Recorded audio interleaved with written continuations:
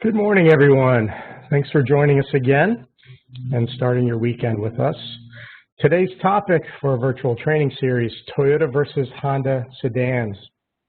So I'll explain in a minute why we're focusing on the sedans today. After I remind you to please send your questions and your feedback through the chat feature, and we'll answer your questions at the end. Remember that only we can see your questions, so don't worry if you think it's not a great question. We'll just answer those at the end, and hopefully we'll fill you in on those things you're wondering about. So the reason we're focusing on Toyota versus Honda sedans today is this accolade that we're very proud of as a company. The Camry has been the best-selling car in the U.S. for the last 18 years.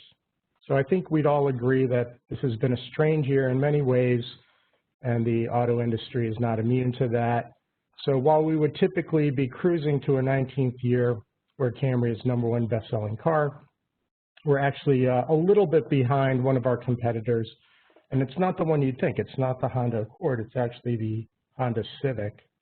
So we'll talk about head-to-head and how we can work to get Camry #1. So that's our mission for the last quarter of the year, is to get Camry back up there, have 19 years in a row so we can go for 20 next year. Another part of this story, as you may know, is the domestics have actually stopped making their high-volume sedans. So there's a big hole in the market where Camry can definitely take advantage with increased volume. And even though there's been a pretty strong trend away from sedan-style vehicles to SUVs, it's still a significant percentage of the market. So we want to dominate that, of course, and we do have the vehicle to do that. The Camry, like we said, has been the best-selling car in the U.S. for the last 18 years. There's no reason that should not continue. So we're going to focus on a couple different models today with the head-to-head. One is Corolla versus Civic. Like I said, Civic is the one that's a few thousand units ahead of Camry at this point in the year, but that's a nationwide number. We can easily flip that around if we sell more Camrys and also if they sell fewer Civics. So one way to do that is to sell more Corollas, and maybe they won't sell as many Civics since those are direct competitors. Of course, we'll do Camry versus Accord. And while we're talking about Toyota versus Honda car-based vehicles, we'll throw in the Prime versus their version of the plug-in called the Clarity. So notice that these vehicles we're focusing on are core vehicles for Toyota. They're also the ones that you have in inventory currently.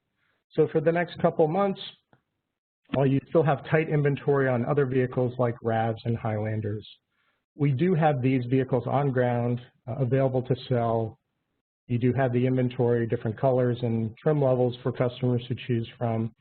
And you see the incentives that we've been running this month and that continue through Monday on the 20 model year Corolla, Camry, and Prius Prime. So great deals, including significant customer cash, up to $4,500 on Prius Prime, lease cash, and great special leases. So the fact that you can get a 20 Corolla for $139, a Camry for $189, or a Prime for $199 should be great incentive for your customers to purchase.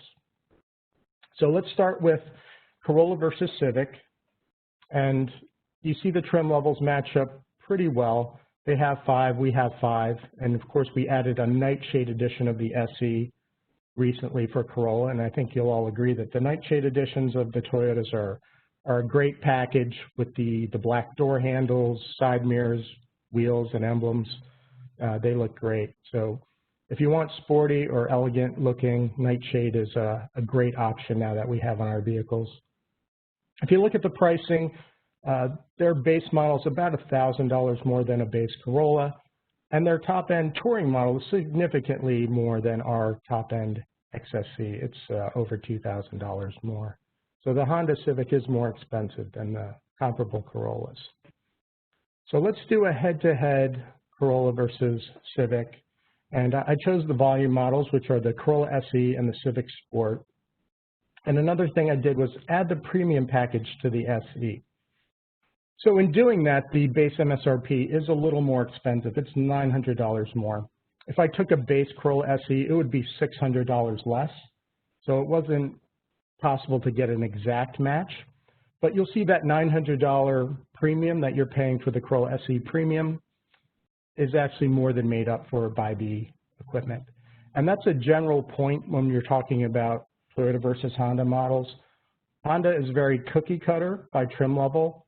There are basically no options to add to their vehicles. You have to move up in trim level, which forces a customer to spend typically more money than they want to get certain features that they are looking to get.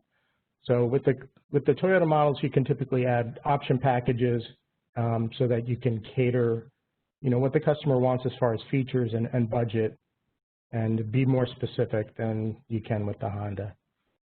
So let's look at powertrain first. And again, on a typical Honda, you would have better horsepower ratings versus a Toyota, but that's not the case. Our new 2-liter engine on the Corolla SE produces 11 more horsepower than the Civic 2-liter. In addition, it gets better MPG, so more power, better fuel efficiency with that engine. Another added bonus is a larger gas tank combined with the extra fuel economy that gives you an additional 53 miles on a single tank. So that's just convenience.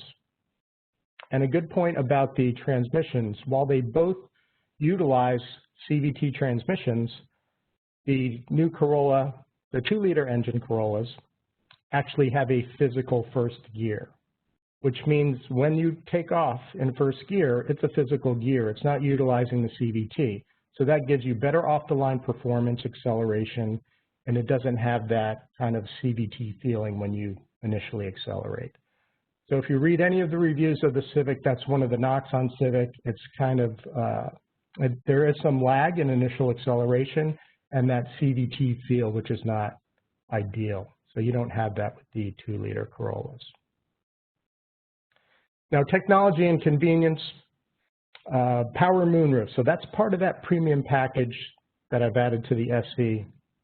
And that's typically an $800–900 add-on. So that wipes out that premium that we talked about with adding the premium package. Additionally, you have a larger touchscreen in Corolla versus Civic Sport. Also, for some reason, Honda doesn't add the Sirius XM to Civic Sport. It does come with CarPlay and Android Auto, but not Sirius XM, which is standard on Corolla. Another convenience feature is auto up-down windows. In Corolla, regardless of trim level, all 4 auto up-down. You only get front 2 for the Corolla, or the Civic Sport, sorry. And then safety-wise, there's a great story. So airbags, Civic Sport has 6, which is pretty standard for Honda. And with Corolla, you have either 8 or 10. So one of the changes for 21 model year Corolla is the addition of 2 more airbags. They are the side airbags in the rear seats. So you have either a 2 or a 4 airbag advantage over the Civic. Safety Connect is standard on Corolla. So this is definitely something to bring up with your customers. Let them know that this is not typical standard connected service or safety service that you get on a Honda. In fact, you have to go all the way up to a touring model, which again we mentioned is upwards of $28,000 on the Civic. Blind spot rear cross traffic, that's part of the premium package that comes with moonroof. That's an additional $400 to $500 worth of value. Just a note about the rear cross traffic for 21 model year, that's an addition. Previous model years of this current gen Corolla had blind spot, but it did not include rear cross traffic. And then more value you get with the Corolla is standard projector LED headlamps. Honda's still using the older, yellower halogen headlamps, not quite as bright.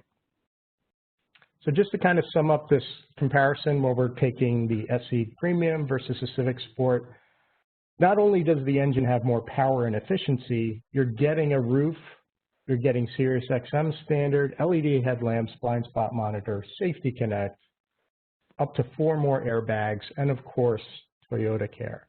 So that's an overall better package with better performance, technology, safety, and value with Toyota Care. So it should be a big win for Corolla when we look at the volume models. Now let's move over to the Corolla Hatchback and talk about some of the updates for the 21 model hatchback that are important. There will be a special edition that you'll see based off the XSE, but I want to focus on a couple other things. Available enhanced cargo space on all trims. So one of the knocks against Corolla Hatch versus Civic was the cargo space. So the Civic Hatch does have significant cargo space, and the Corolla Hatch had less. So what they did for 21 model year is make a no-cost option, which is removing the spare and replacing it with a tire repair kit. So that increases the amount of rear cargo space in the Corolla Hatch significantly and makes it more competitive with the Civic hatchback. You also get the 10 airbags, just like the sedan, rear cross traffic with a blind spot. And then automatic engine shutoff is a new feature for 21 model year Toyotas. When you turn the vehicle off and open the door, or don't turn the vehicle off and open the door and park, it will give you a notification that automatic engine shutoff will shut the engine down in 1 hour. You can either cancel it at that point, or the engine will shut off if you leave it running for an hour.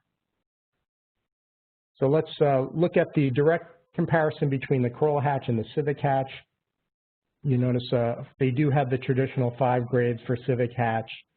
That also makes the vehicle much more expensive on the upper end in the touring model especially. The base models are pretty close in price. Theirs is a little more than $350 more expensive. And of course, we offer the nightshade. So when we talk about key advantages for an SE hatch versus their base LX hatch, there's the 10 airbags versus only 6 in the Civic, which we mentioned for the sedan. Same thing with the Safety Connect. You can get it on the touring, but again, you're spending $28,000, $29,000 to have that included. Here's a great advantage that the SE hatch has. Of course, with Corolla, you get standard Sirius XM CarPlay Android Auto. You don't get any of that on the base Civic hatch. So basically no good connected technology for your audio system in a base Civic hatch. You also still have the halogen headlamps on the Honda and a smaller touch screen. So with that, let's move to Camry versus Accord, and I'll throw it over to Jeremy. All right, thanks, Brian, and good morning, everyone. So Camry versus Accord. Of course, as Brian said, Camry has been #1 for many years, and we want to make it that 19th year. So a big focus and a big push from now until the end of the year on Camry. And I think we've got something for everyone when it comes to Camry. We've got 17 different models of Camry. Now, Accord does offer 10, so which is pretty good number, but 17, so something for everyone. We've got different powertrains, we've got different models, we've even got all-wheel drive now on Camry. So when you look at the grades, for 20, we have an L grade, but for 21 model year, the L goes away. So we will cease producing an L grade Camry. The base grade then will be an LE. And of course, we'll have our SE, XLE, XSE, and we will continue with the TRD Camry. Now we have hybrid versions, and we have a new model of the hybrid for 2021, and that is the XSE hybrid. So we've had the SE, kind of a sporty version of the Camry with a hybrid powertrain, but if you wanted something just a little bit more exciting, then that will be the XSE. And of course, we continue with the Nightshade edition as well. So regardless of what you're looking for, we've got something for everyone. We've also got the all-wheel drive, don't forget, and that's something that Honda just doesn't offer. Now, Honda does have a hybrid Accord. Of course, it has 4 models of that. So the base grade hybrid is just called the Accord Hybrid, and they have an EX, EXL, and Touring version of the hybrid. Their gas-powered Accords are going to be LX, Sport, EX, EXL, and Touring.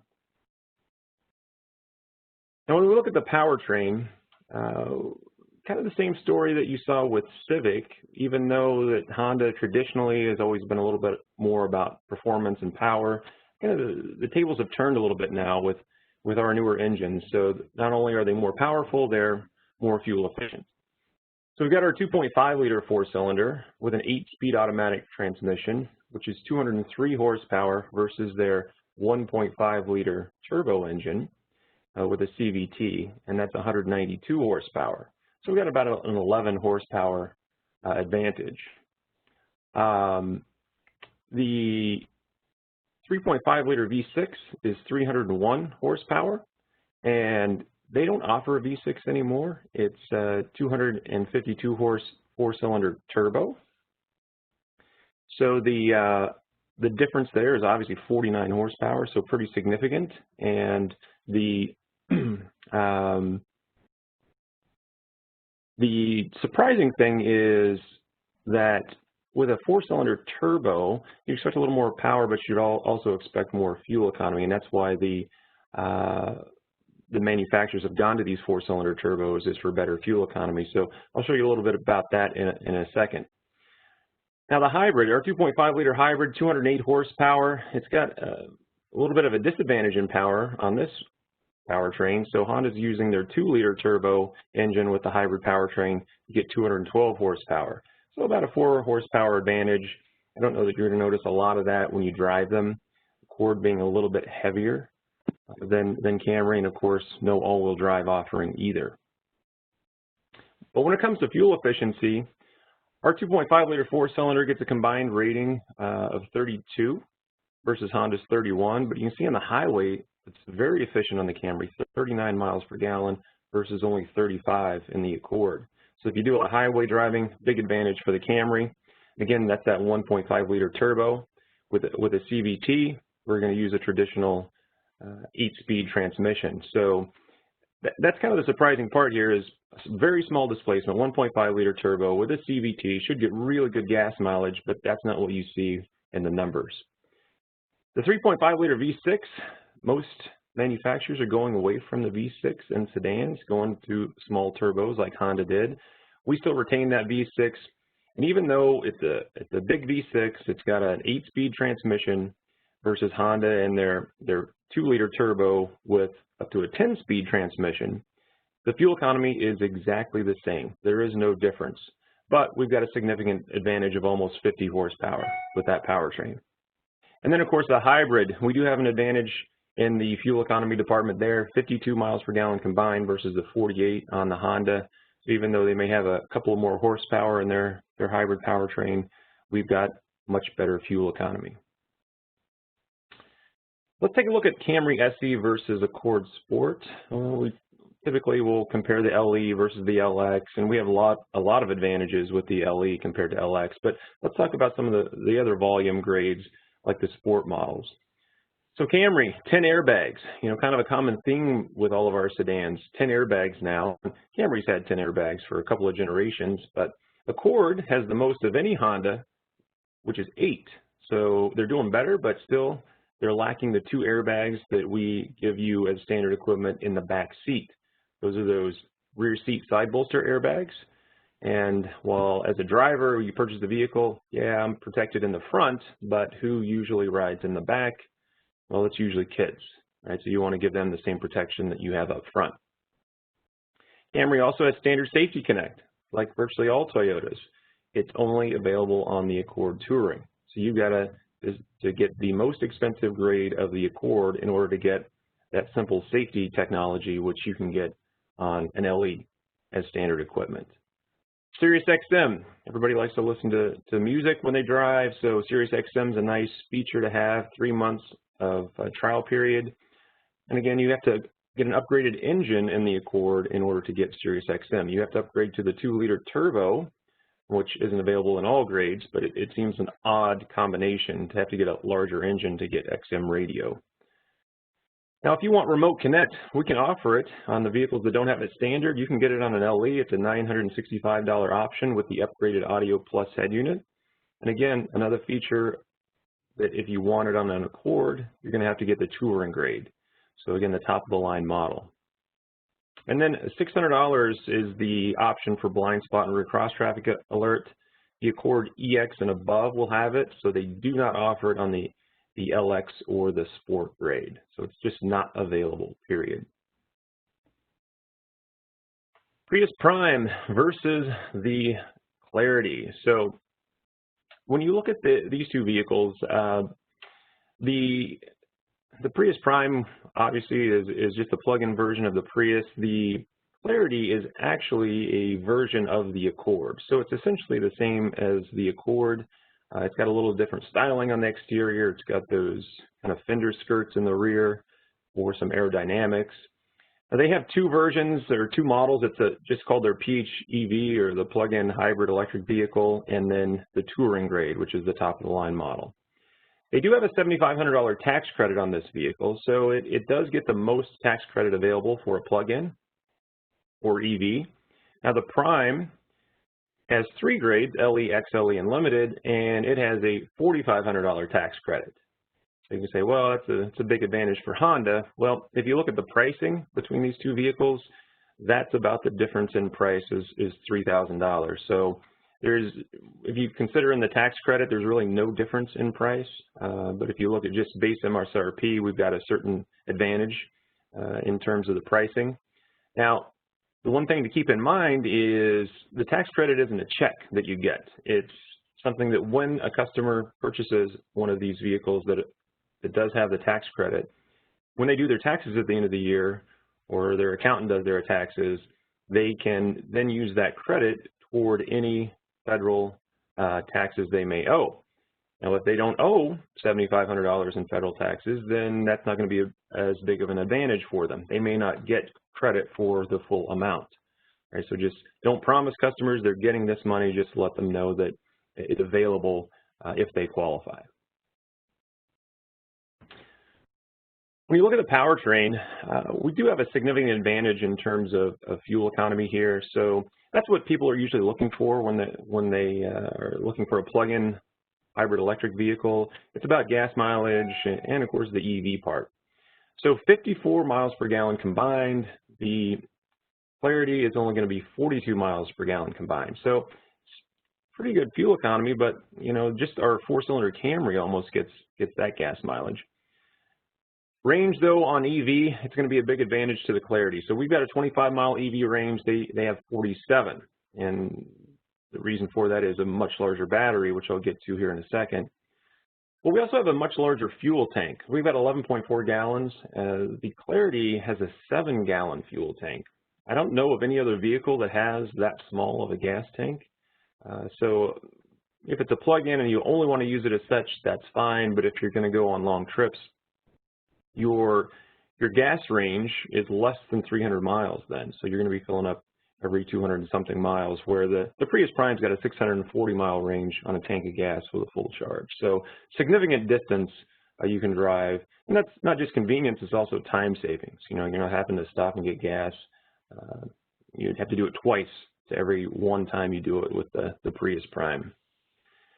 Now, why does it have such a big range in terms of EV range? Well, the battery in the Clarity is twice the size of that in the Prime. So we've got an 8.8 kilowatt-hour battery in the Prime, 17 kilowatt-hour in the Clarity. And that's going to obviously impact the charge times. In fact, 5.5 hours on the 120-volt charger, or your regular household outlet, but 12 hours, more than double the time for the Clarity.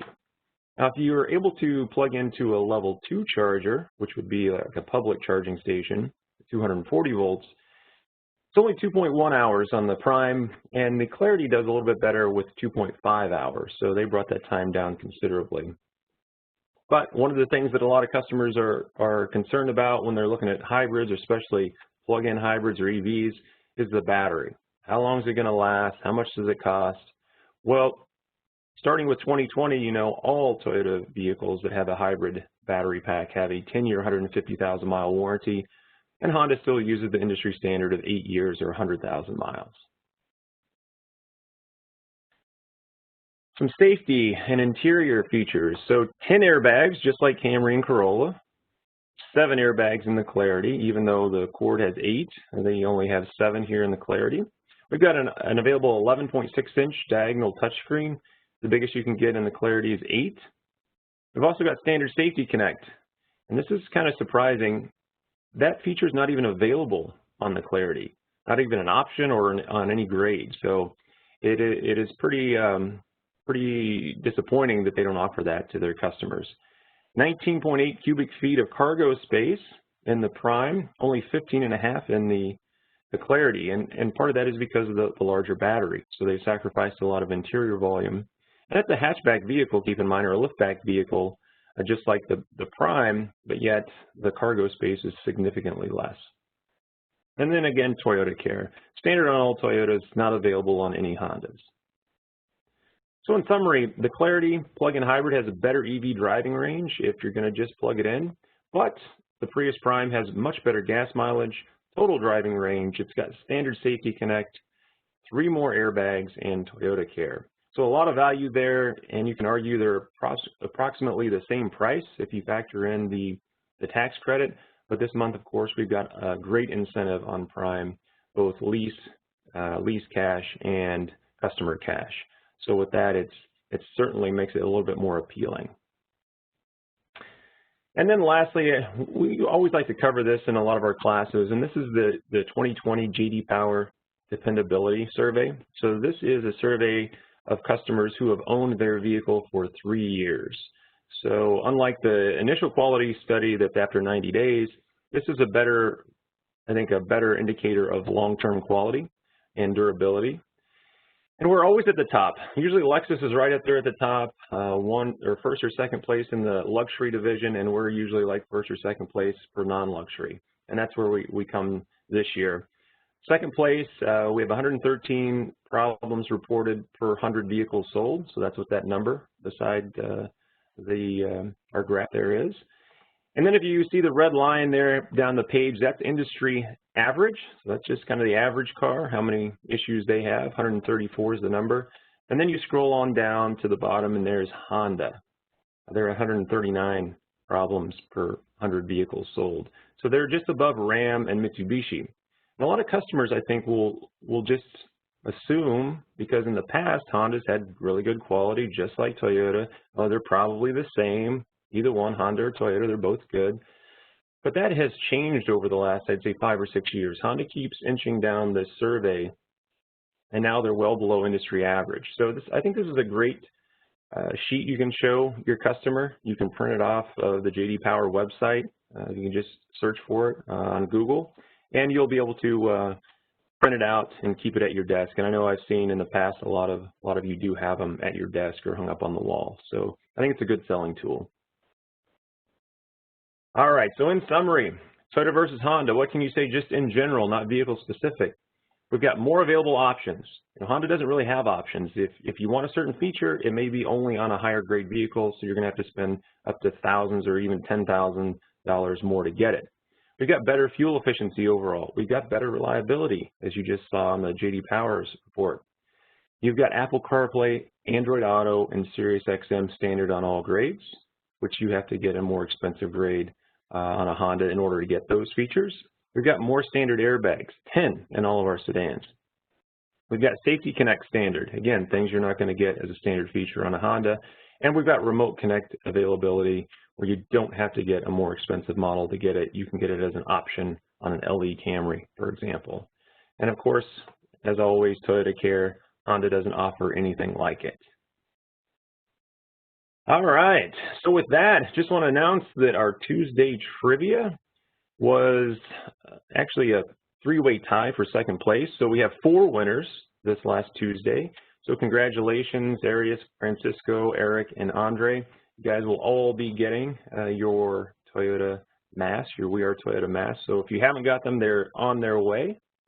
So don't forget, Tuesdays, every Tuesday, we will offer Tuesday trivia. Simple, just go onto our Instagram page at NY Region Toyota and click on either our avatar, or you can just click on our story, and there will be 10 multiple choice questions you can answer.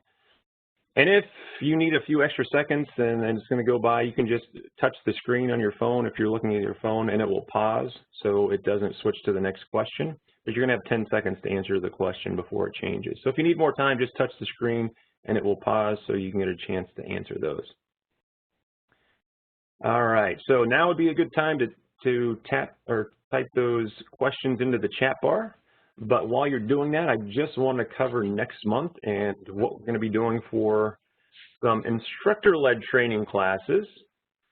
So it's been a crazy year. We haven't been able to offer any in-person instructor-led training classes, but the certification program has not changed. All of that is still in place, and the requirement for 2 instructor-led training classes for certification, 3 for master certification, hasn't changed. We're going to continue with that. However, since we're not able to offer these 3-hour, roughly in-person training classes, we are instead going to break them up into 3 portions, or allow you to choose any 3 of the 10 classes that we will offer between now and the end of the year. So basically what it means, you're going to have to take 3 of these virtual classes that will last 45 minutes each to equal 1 instructor-led training class. So if you want to be certified, you would need to take 6 of the virtual classes. If you want to be master certified, you'd take 9 of the virtual training classes.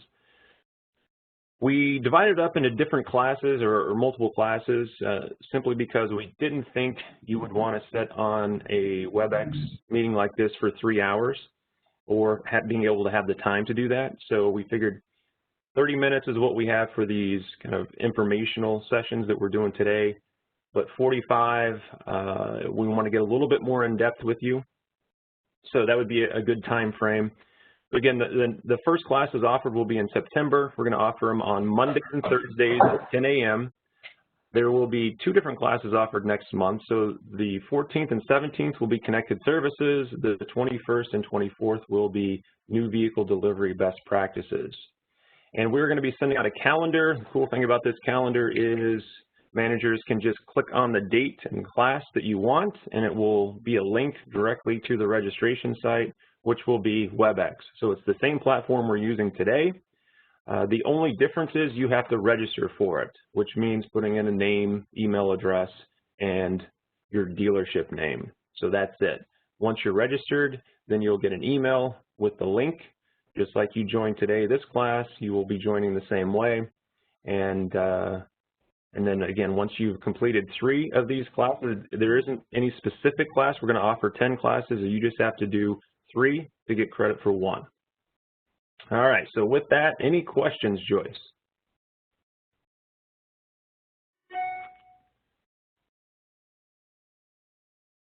Looks like Joyce may have an issue with her audio, but she does have some questions. V6 for 21 Camry, absolutely. We will be offering the V6. Of course, the TRD version is the V6, only comes in V6, so we're not doing away with the V6 on Camry anytime soon. I see a question about, does the SE hatch have the physical first gear? The answer is, if it's a Corolla with the 2-liter engine, so the SE or XSE models, it does have the physical first gear. All right.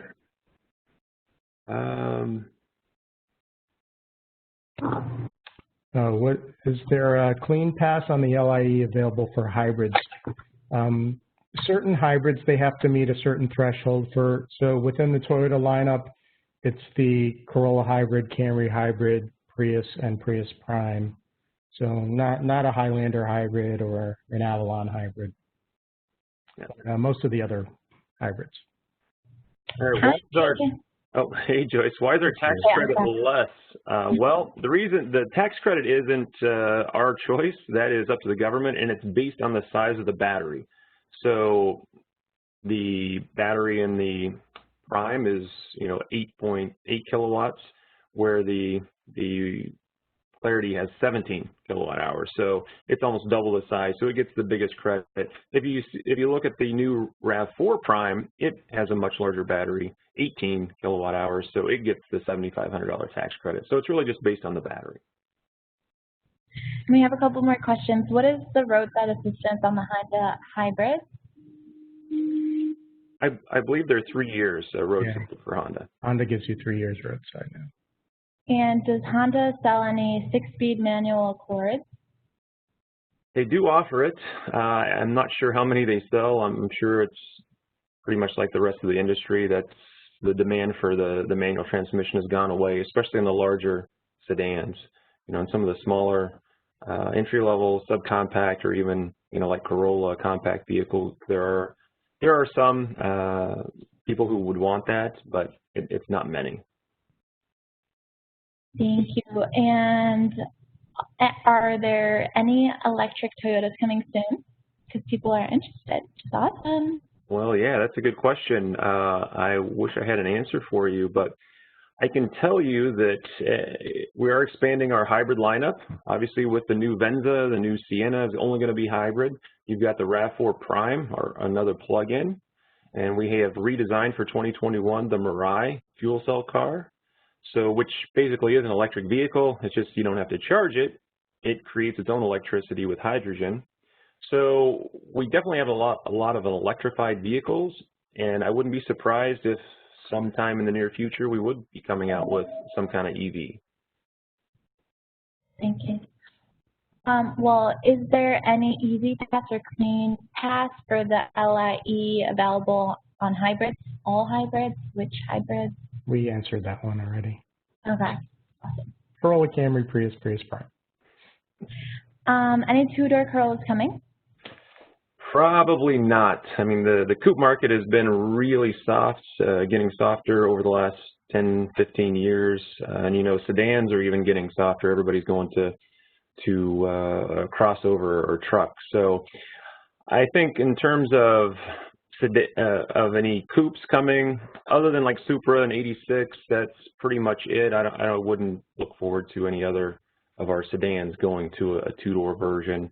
And convertibles, same kind of thing. The Supra will not be a convertible, I can tell you that, and I'm sure the 86 won't be either. When's the Solara coming back? Yeah.